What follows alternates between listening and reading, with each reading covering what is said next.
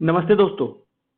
आज हम लोग डिस्कस करेंगे कि बीपीएससी का जो 69 का कल से फॉर्म भरना शुरू हो गया है 15 जुलाई से, वो उसका जो अपडेटेड सिलेबस है वो क्या क्या है हम लोग सब्जेक्ट वाइज देखेंगे। ठीक है। सबसे पहले हम लोग जान लेते हैं कि एग्जाम जो होता है वो कैसे किस चरण में होता है। हाँ, तो ध्यान देंगे। टाइम जो होगा वो 2 घंटे का होगा। क्वेश्चन उसमें 150 पूछे जाएंगे और नेगेटिव मार्किंग जो 1/4 होगा। ठीक है। अगर 4 सवाल हमारे गलत हो जाते हैं तो एक और सही सवाल भी गलत हो जाएंगे। ये था हमारा छोटी सी जानकारी किस तरह से एग्जाम कंडक्ट हो रहे हैं नए पैटर्न में। अब हम डिस्कस करेंगे 69 के पीटी के लिए हिस्ट्री का सिलेबस। ठीक है। तो हिस्ट्री का सिलेबस में इतिहास और कला एवं संस्कृति ये मुख्य रूप से पूछे जाते हैं। जहां भारत का इतिहास कहां से शुरू हुआ था, तो पाषाण काल से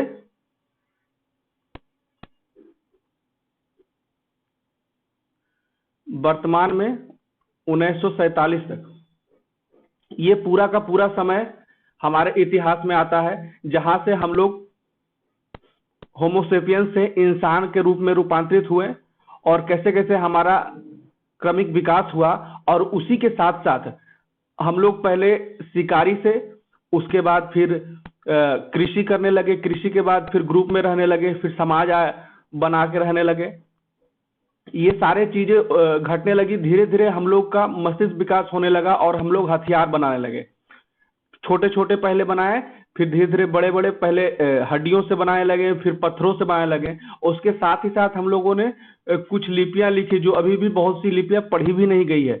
और साथ ही साथ जितने भी स्कल्पचर आए आर्ट एंड कल्चर में, उसके बाद फिर जो परिवर्तन आए कला के क्षेत्र में, ये सारा धीरे धीरे वहीं से शुरू हो गया। हड़प्पा काल आया, उसके बाद फिर ऋग्वेद आया, उसके बाद उत्तर वैदिक काल आया। तो इसमें जो जो डिफरेंसेज आए ये सारी पढ़ने, और इसमें ये भी क्लियर लिखा हुआ है भारत का इतिहास के साथ साथ बिहार के इतिहास की प्रमुख विशेषताएं, इस पे भी बहुत ध्यान देना है।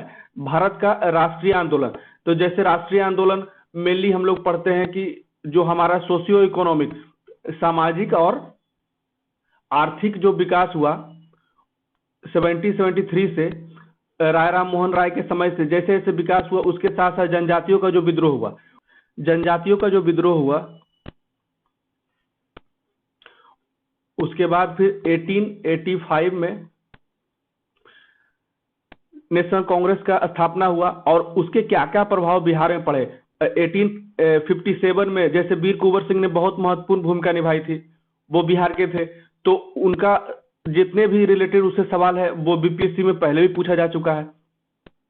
यहाँ हर एक जगह लिखा हुआ है, चाहे कोई भी टॉपिक ले ले, भारत के इतिहास के साथ साथ बिहार का इतिहास दिया है। भारत का राष्ट्रीय आंदोलन के साथ साथ इसमें बिहार का योगदान दिया है। उसके बाद इतिहास के अंतर्गत विषय के सामाजिक, आर्थिक और राजनीतिक परिप्रेक्ष्य में विषय की सामान्य जानकारी पर विशेष ध्यान दिया जाएगा।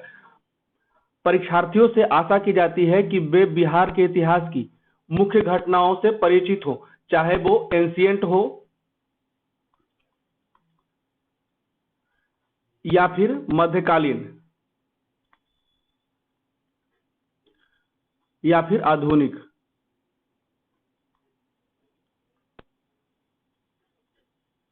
ये तीनों क्षेत्रों में हमें बराबर समांतर रूप से बिहार के इतिहास का भी ध्यान देना होगा, क्योंकि इससे बहुत ज्यादा सवाल पूछे जाते हैं। उसके बाद भारत के राष्ट्रीय आंदोलन के अंतर्गत 19वीं शताब्दी से पुनरुत्थान के स्वरूप और स्वभाव, राष्ट्रीयता का विकास, जैसे 1857 से जो हम लोग एकजुटता जुटाने लगे, जो भी कमियां रही थी 1857 में, उसके बाद धीरे धीरे हम लोग एकजुट होने लगे। जो 1905 में हम लोग विरोध करना शुरू कर दिए। उसके बाद धीरे धीरे फिर हमारा कांग्रेस का विकास होता गया। पहले नरम दल था, फिर गरम दल आया, उसके बाद फिर गांधी जी का आगमन हो जाता है। उसके बाद असहयोग आंदोलन हो गया, फिर सविनय अवज्ञा आंदोलन हो गया, उसके बाद भारत छोड़ो आंदोलन आया। जैसे जैसे हम लोग का क्रमिक विकास होता गया और अंततः 1947 में हमें आजादी मिली। ये पूरा का पूरा जो काल चक्र है, इसे हमें बहुत ही अच्छे तरीके से याद करना होगा। याद अच्छे से पढ़ें, याद करने से सिर्फ नहीं होगा, उसका टाइमलाइन को समझने से ही हमें हमेशा याद रहेगा।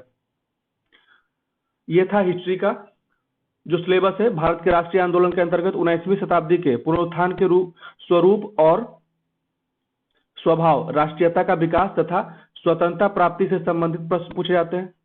कैसे राष्ट्रीयता का विकास हुआ, फिर स्वतंत्रता प्राप्ति के लिए क्या क्या योगदान दिया गया भारतीयों द्वारा, जैसे भगत सिंह हो गए, गांधी जी हो गए, सुभाष चंद्र बोस हो गए, जवाहरलाल नेहरू हो गए, इन लोगों का क्या योगदान रहा। परीक्षार्थियों से आशा की जाती है कि वह भारतीय स्वतंत्रता संग्राम में बिहार की भी भूमिका पर पूछे गए प्रश्नों के उत्तर दे। तो समझ में आ गया कि जितने भी हमारा हिस्ट्री है उसमें हमें भारत के इतिहास के साथ साथ बिहार के परिप्रेक्ष्य में भी हमें हर एक चीज को ध्यान से पढ़ना होगा। अब आ जाते हैं ज्योग्राफी, भूगोल। तो पीटी के लिए जो दिया गया है सिंपली लिखा गया है सामान्य भूगोल, बिहार के प्रमुख भौगोलिक प्रभाग।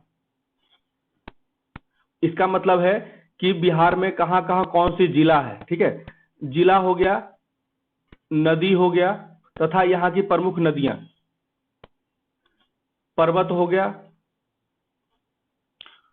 उसके बाद भारत तथा बिहार के भूगोल के अंतर्गत देश के सामाजिक तथा आर्थिक भूगोल से संबंधित प्रश्न होंगे, जिसमें भारतीय कृषि, तो जैसे हो गया आर्थिक भूगोल। तो आर्थिक भूगोल में क्या आ जाता है कि कौन कौन से मिनरल्स हमारे यहाँ पाए जाते हैं, ठीक है। जैसे माइका हो गया, मिनरल्स तो बहुत कम ही मिलते हैं, तो उससे क्या क्या हमें फायदा होता है। गया के क्षेत्र में कौन कौन से मिनरल्स मिलते हैं, तांबा हो गया, से संबंधित से प्रश्न पूछे जाएंगे। जिसमें भारतीय कृषि, अब भारतीय कृषि के लिए कौन कौन से फसल हैं, तो फसल से रिलेटेड करेंगे तो यहाँ पे जलवायु भी आएगा, उसके बाद मिट्टी भी आएगा।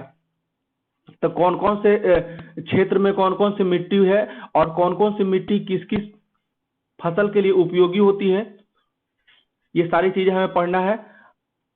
अब भूगोल के विषय में भारत तथा बिहार के भूगोल पर विशेष ध्यान देना है। विशेष का मतलब यहाँ पे ये है कि जैसे हमारे यूपीएससी के सिलेबस में जो दिया हुआ है वो वर्ल्ड ज्योग्राफी से सवाल आता है, लेकिन इस सिलेबस में वर्ल्ड ज्योग्राफी का कहीं नाम नहीं है। लेकिन दूसरे स्टेट्स के अगर पीसीएस पे देख लें तो हमें 10 से 15 सवाल देखने को मिल जाते हैं जो बीपीएससी में भी संभवतः हो सकते हैं। इसी के लिए यहाँ पे लिखा जाता है विशेष ध्यान देना है, मतलब कि थोड़ा ध्यान हमें वर्ल्ड ज्योग्राफी पे भी देना है, उसके लोकेशंस पे भी देना है, ठीक है। ये हो गया ज्योग्राफी का पाठ्यक्रम। अब देख लेते हैं पॉलिटी का। तो पॉलिटी में ये तो सिंपली लिख दिया गया है कि भारत की राज्य व्यवस्था के अंतर्गत देश की राजनीतिक प्रणाली पंचायती राज 73rd कॉन्स्टिट्यूशनल अमेंडमेंट में आया। तो इसमें हम लोग पूरा का पूरा लक्ष्मीकांत देख लेंगे। प्रस्तावना शुरुआत होगा, कैसे कैसे हम लोग संविधान को बनाएं, किन किन देश के संविधान से हम लोगों ने मदद लिया, उसके बाद फिर कैसे कैसे हम लोगों ने आर्टिकल 1 बनाया, फिर नागरिकता बनाया, उसके बाद फिर फंडामेंटल राइट्स बनाया, उसके बाद हमें शेड्यूल्स भी याद करने हैं। 12 शेड्यूल्स होते हैं और सबके कितने इंपॉर्टेंट हैं, कौन कौन से पॉइंट है इसके अंतर्गत, ये सारा ध्यान देना है। उसके बाद संसद, जो सबसे महत्वपूर्ण टॉपिक है, संसद में कैसे कैसे संसद की प्रक्रिया होती है। उसके बाद एक और इंपॉर्टेंट सवाल आजकल आ रहा है, constitutional body, non constitutional body.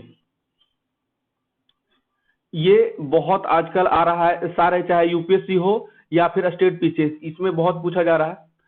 तथा भारतीय योजना जो बिहार के संदर्भ में भी हो, जो जो इंपॉर्टेंट केसेस हुए हैं वो बिहार के संदर्भ में क्या क्या है।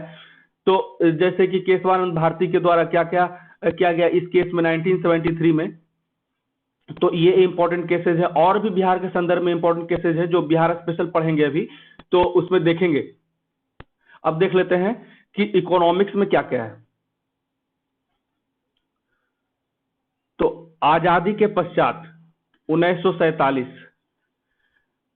बिहार की अर्थव्यवस्था के प्रमुख परिवर्तन क्या क्या रहे, क्योंकि उस समय हम लोग गरीब थे तो हमें इसलिए समाजवादी अर्थव्यवस्था के लिए अप्रोच करना पड़ा। उसके बाद 1991 में एलपीजी आया, जो मनमोहन सिंह के द्वारा एक बहुत ही महत्वपूर्ण परिवर्तन था। भारत की आर्थिक व्यवस्था के अंतर्गत देश के सामुदायिक विकास तथा भारतीय योजना बिहार के संदर्भ में भी संबंधी जानकारी का परीक्षण किया जाएगा।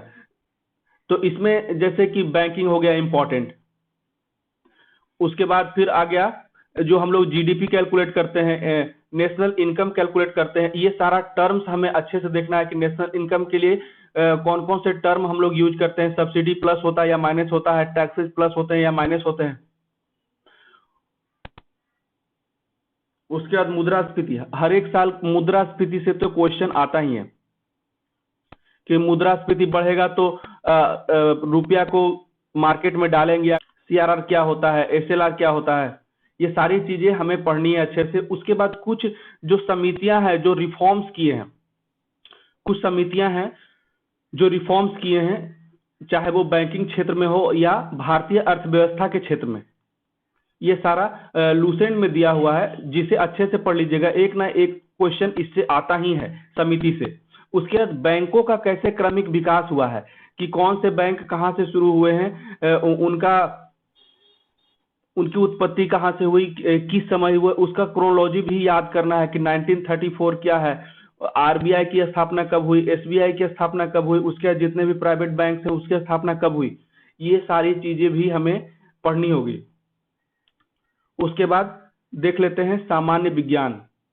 पीटी के लिए सामान्य विज्ञान के अंतर्गत दैनिक अनुभव, जो हम लोग डेली फील करते हैं तथा प्रेक्षण से संबंधित विषयों सहित विज्ञान, मेनली इसमें फिजिक्स रहेगा, केमिस्ट्री रहेगा और बायो रहेगा। और बायो पे कुछ ज्यादा ही मेहरबान है बीपीएससी। बायो से लगभग 20 से 25 सवाल आते हैं हर एक वर्ष। और ये याद रखना इस बार नेगेटिव भी है, तो सिर्फ इंस्टिंक्ट पे नहीं, अगर याद हो तभी मारे। परिबोध पर ऐसा प्रश्न पूछे जाएंगे जिसकी किसी भी सुशिक्षित का मतलब है जो ग्रेजुएट है व्यक्ति से अपेक्षा की जा सकती है, जिससे मेनली इसमें 9th to 10th तक के सवाल पूछे जाते हैं फिजिक्स से, केमिस्ट्री से और बायो से। इसका मैं अभी एक चार्ट दे देता हूं टॉपिक वाइज, जिससे कि आपको ढूंढने में आसानी होगी, तो ये था पूरा का पूरा इंपॉर्टेंट सिलेबस जो 69 पीटी के लिए बहुत ही महत्वपूर्ण है। अच्छे से पहले सिलेबस को याद कर लीजिए। कोई भी एग्जाम को निकालने के लिए हमें जरूरी होता है कि उससे संबंधित जो पाठ्यक्रम सिलेबस है वो हमारे टिप्स पे हो, चाहे वो पीटी हो चाहे मेंस हो। तभी हम जो भी पेपर पढ़ेंगे या बुक पढ़ेंगे तो उसमें हम लोग केंद्रित होकर पढ़ सकते हैं कि क्या हमारे एग्जाम के परिप्रेक्ष्य में इंपॉर्टेंट है। ठीक है, तो आपको मेरा ये वीडियो कैसा लगा जरूर बताएं मुझे कमेंट करके। प्लीज मेरे चैनल को सब्सक्राइब करें। Thank you so much.